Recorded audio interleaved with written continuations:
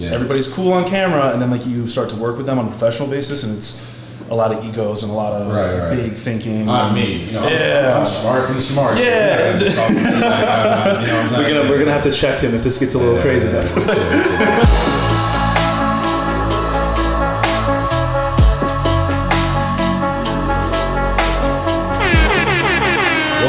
Season 3 of the Shomari Show. As always, y'all, I am your host, Shomari Wakil. Today, I have a very, very special guest. I'm gonna need the audience to calm down just a little bit, just for a little. I know it's just chill for a bit. But today I have a very special guest. I would give him an introduction, but he literally does so much shit that you're about to find out that I really don't even know how to like break the shit down. But I'm gonna give it to my man, my boy, Sword Shifty, aka Aiden. Yes, sir. It's Sword Shifty. It's Aiden. It's a lot of different names. Really, mainly those two. I don't know how to, I guess, describe myself. I'm a video editor first, and then as of lately, I've been trying to get more into like podcasting and like production and whatnot. So okay, so what is your main job? Like your 9 to 5. You wake up on a Monday. Editing YouTube videos and like managing YouTubers. Well, a lot of that in the past, but these days a lot more just edits. Okay, you have like your like own YouTube shit that you do, or is like you? Well, used to. We're about to start doing that at my own studio, but right now I manage a Fortnite channel called Top 5 Gaming, and then also another channel of that called T5G, which is like mostly Among Us and stuff like that. Okay, we'll plug that Top 5 Gaming and T5. You said T5G. T5G, yeah. How long have you been doing that? Like in March 2018 to now. 3 years coming up this year. 3 years. Okay, how many subs you have like across all of those channels? T5G, Top 5 Gaming, and Top 5 Central. We got about like 10 mil plus. 10 million followers. Saren, hold on. I need a. Wait, hold on. There.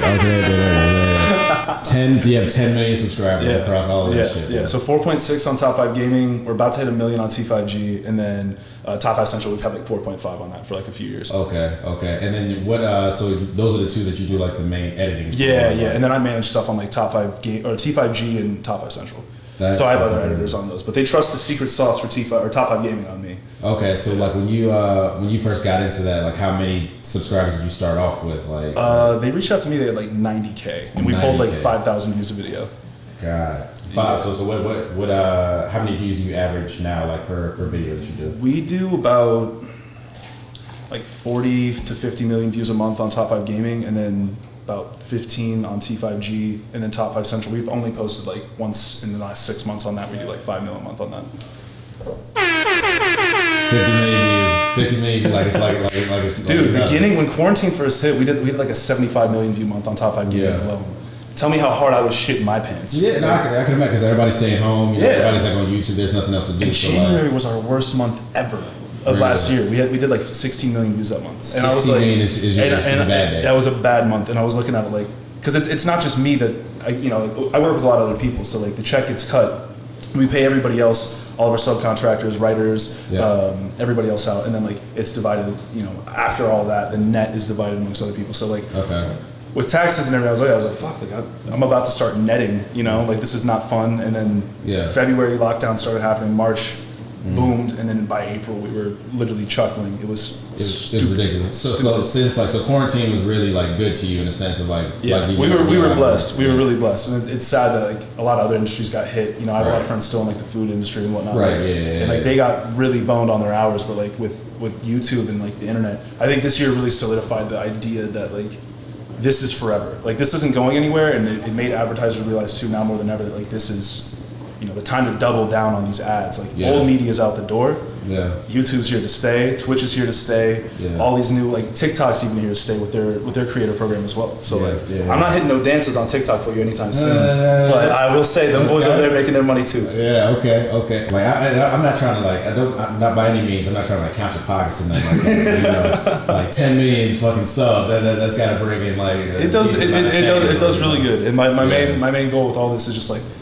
I didn't have a college fund. I moved down to Atlanta with like $50 in my pocket and just like kept it like that, like working for editors or YouTubers in the house, everything for them. And like the money was always a little inconsistent and like wasn't ever enough to really like thrive. Like sustain type. Yeah, exactly. I mean, if you want to throw a clip in, it's called Storehouse Secret Santa. Okay. I had lived off of chicken, like just chicken breasts and raw spinach for like a year of just like that was all I could afford, and then ramen too, and instant mashed potatoes. I got down to 160 pounds at 6'6". I was like frail. Yeah. So then Top 5 came around, and we started turning that around, and then it all changed from there. But that's what's up. Yeah, I mean, everybody. The way of the editor is like it's gig to gig, and you starve for a long time. But as long as like you go into a new client with the right business mind, and you can like stake your leverage, like I want this and I want this and I want this. Once you get to that point, you can really kind of like pave your own trail. Yeah, and once you have like your portfolio kind of built up, of like I've done this, and like, you bring it to these people, they can see like what you've done. Because you do stuff for No Jumper too, right? Yeah. So plugging with that. Yeah, so we've been working on that. We're actually about to come up on a year of working with No Jumper. That's been crazy. My first call with Adam, I was like on the other end of the phone trying not to shit my pants. I'm like, like, anything you need, like we got you, dude. Like you're my guy. Like anything. Like what, you don't want this, we can do that. Like what, you want this? Oh, I mean, I'm sure we can figure that out. Like, I was free. I was totally fanboy. Is he in person, like, or hitting on the phone? Like, is he the same type of chill dude? Yeah, like, he's actually like way more down to earth than I could have thought. I was like, I mean, I guess that was one thing I wasn't ready for when I first got in the industry, was like jumping out and dealing with people in LA for the most part. Like everybody's cool on camera, and then like you start to work with them on a professional basis, and it's a lot of egos and a lot of big thinking. Me, you know, I'm smart from the smart. Yeah. We're gonna have to check him if this gets a little crazy. But so I come off a pretty bad run of like dealing with a lot of LAs. Okay. And I was like, oh shit. So Adam came up with us and started talking to him, and we actually gonna get out to LA and like link with them and figure out how their whole workflow was before COVID hit. Yeah. But on the phone, and every time I've worked with him and his wife on their family channel, and like their, you know, we actually edited their child reveal video that they were pregnant. They came to us first to be like, hey, we are pregnant and we need like an announcing video. And so like I had to pass it to editors. And wait, so you did the edited video 2 months. 2 months before it went live, I knew. I was like, for Adam 22 for No Jumper's pregnancy. For Lena, Lena the That's plug. dope. That's dope.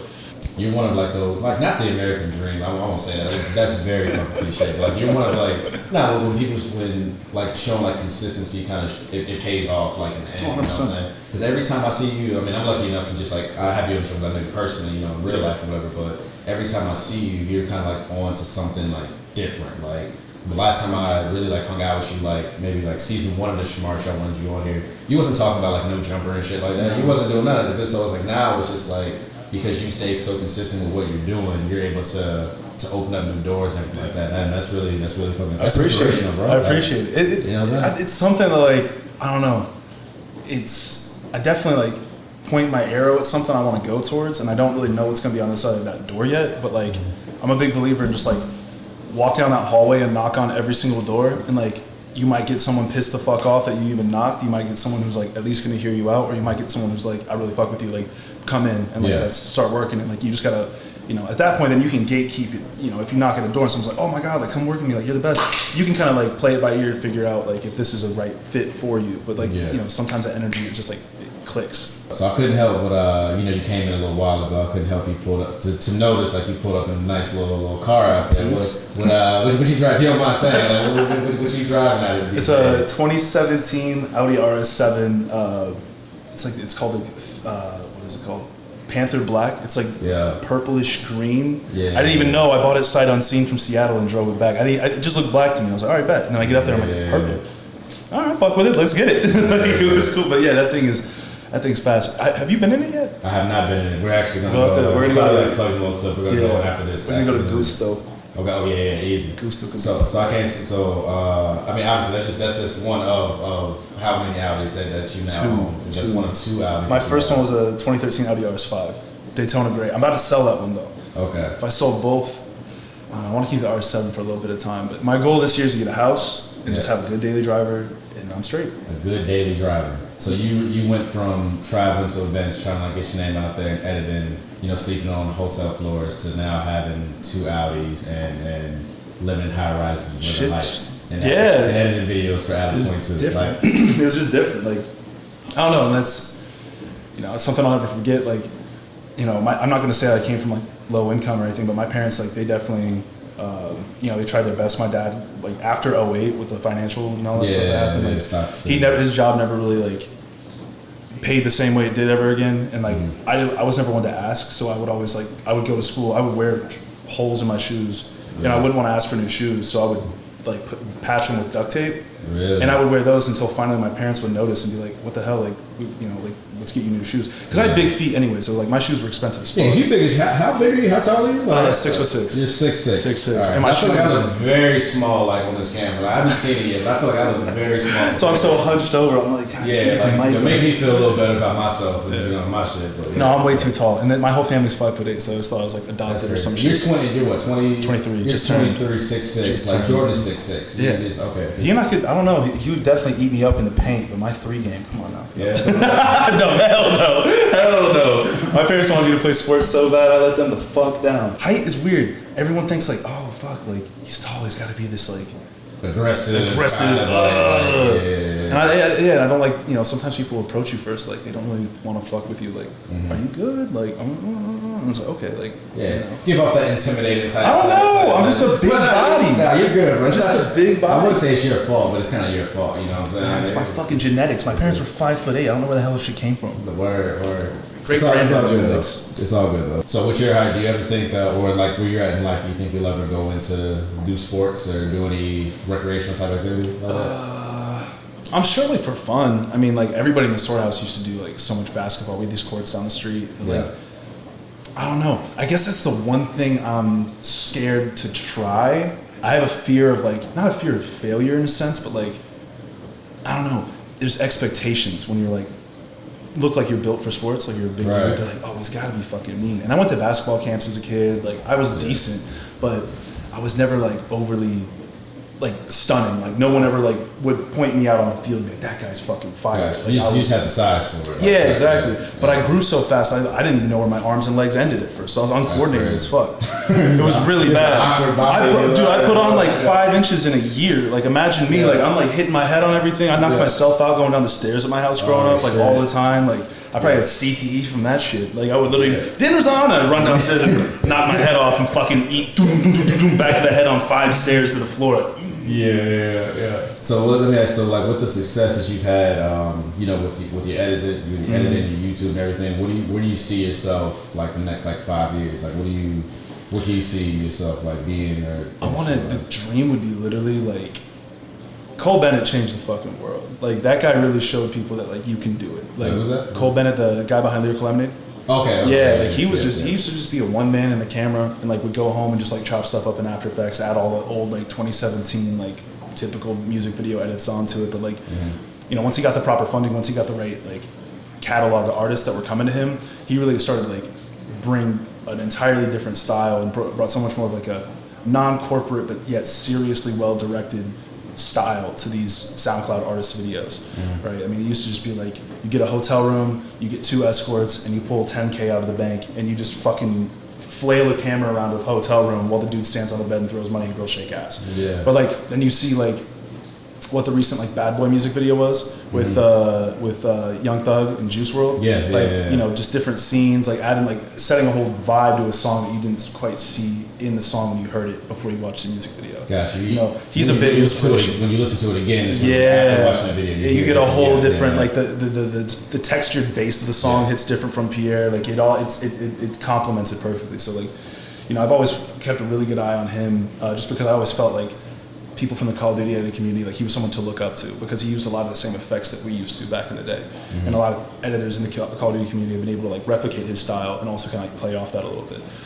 So like my goal would be to get the podcast going enough where I can build a repertoire up with artists where like, I'm not good enough to start giving them beats quite yet, but maybe I could go that route. But like basically like build my hand up where I can either take the producing stuff seriously, while at the same time them just being around, shoot music videos, just have them around to be able to like, what do you need? You need a music video? Do you need a beat?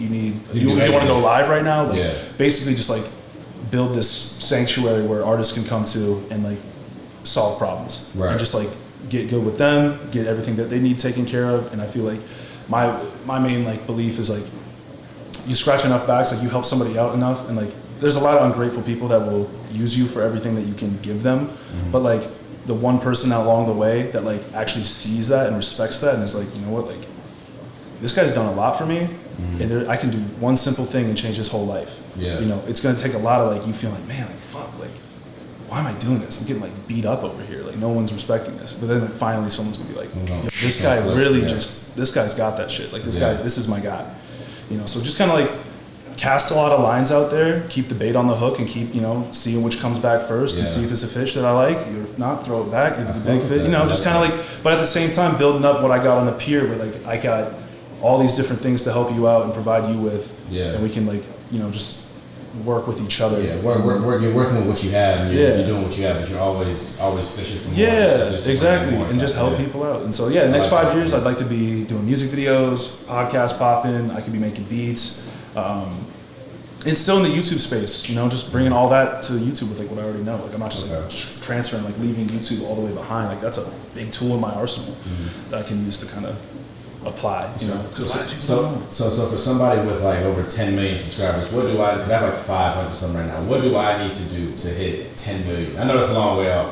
So what do I need to do? Just give me the secret right now. Just start looking at like, I mean, that's the thing about YouTube. There's no like secret sauce, but like it's a lot of like looking at the space you're in. Seeing what people around you are doing right, what they're doing wrong, and like a lot of collaborating, a lot of like, you know, showing respect to people that are larger than you, showing people respect to people that are smaller than you, and you want to get like that grassroots following, like that 1,000 people that are going to stand on the rooftops and like yell for you. You know, like they're gonna go off and they're gonna be the people that when they're with their friends in a room, they're gonna be like, yo, like have you seen this dude? Like I can't believe you don't know about this guy yet. And like that's gonna be like the majority, like your.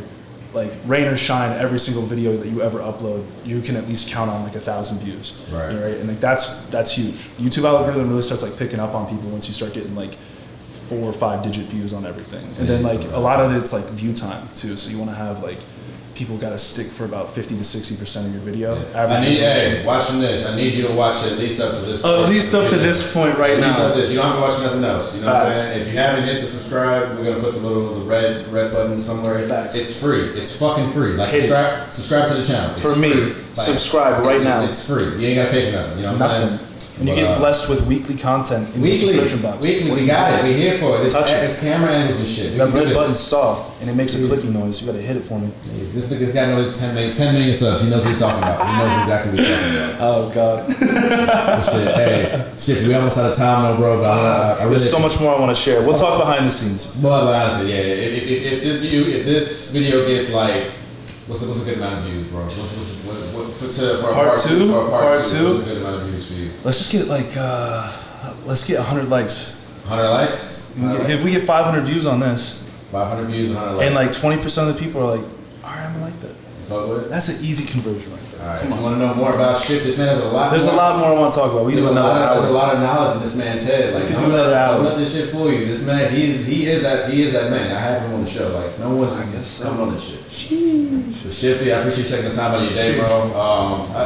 Anytime, bro. As always, man. And we might have to run up a little something in my studio too. Oh, easy, bro. We can do a collab type jump. We'll figure something out. 100%. Before this video ends, I do want to shout out to the sponsors at Kill Cliff. Make sure you guys use Shomari Show 10% off all Kill Cliff products. You know, you want 2020, get your body right, you know, sort of all that good jazz. I say it in every video, but yeah, Shomari Show 10. Make sure you use that promo code 10% off. Shifty, thank you one more time, bro. Come on the show. Anything you need from me, bro, I was here for you. We're always here. Next time we're gonna run at your studio and run like that. And appreciate y'all tuning in for another episode. We can contact, subscribe. It's free. It's fucking free. Hit the button. You don't be a mooch. That's it. Just press the button. Mooching ass. All right. I'm Shomari. This is the Shomari Show.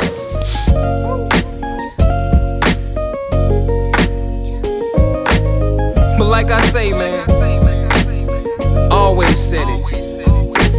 It's not about the destination.